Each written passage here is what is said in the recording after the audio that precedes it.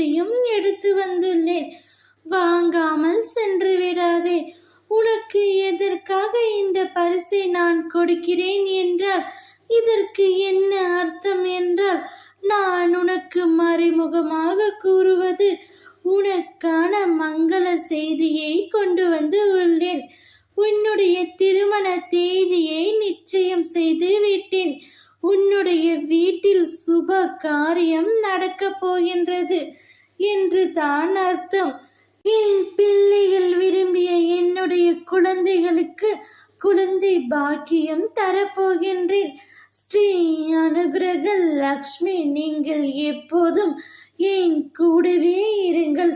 நான் தவறு ஏதும் செய்தால் மன்னித்து நல்வழிப்படுத்துங்கள். நீங்கள் என் வாழ்க்கையில் இருப்பது எனக்கு மிக பெரிய வெற்றி.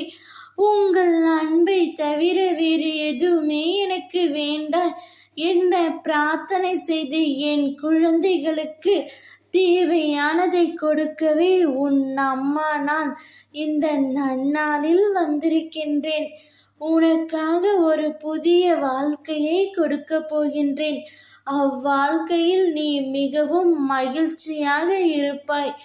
எத்தனை பிரச்சனைகள், எத்தனை சண்டைகள், எத்தனை துயரங்கள் கடினமான அனுபவித்தல்லவா ஒரு முடிவே இல்லாமல் உன்னை அத்தனையும் தொடர்ந்து கொண்டிருந்தது அல்லவா?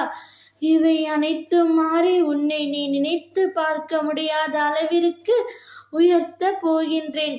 நம்பிக்கையோடு காத்திரு. உடைந்த உள்ளங்களை மட்டுமே நான் பயன்படுத்தி கொள்கின்றேன்.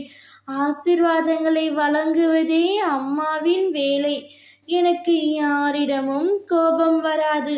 ஒரு தாய் தன் குழந்தையிடம் கோபப்படுவாளா? நான் உன்னை இறுதி வரை அழைத்து செல்வேன். என்னிடம் முழுமையாக சரணடைந்த உனக்கு இனிமேல் நடக்கும் அனைத்தும் சுப காரியமாகவும் மங்களகரமாகவும் மகிழ்ச்சியாகவும் இருக்கும்.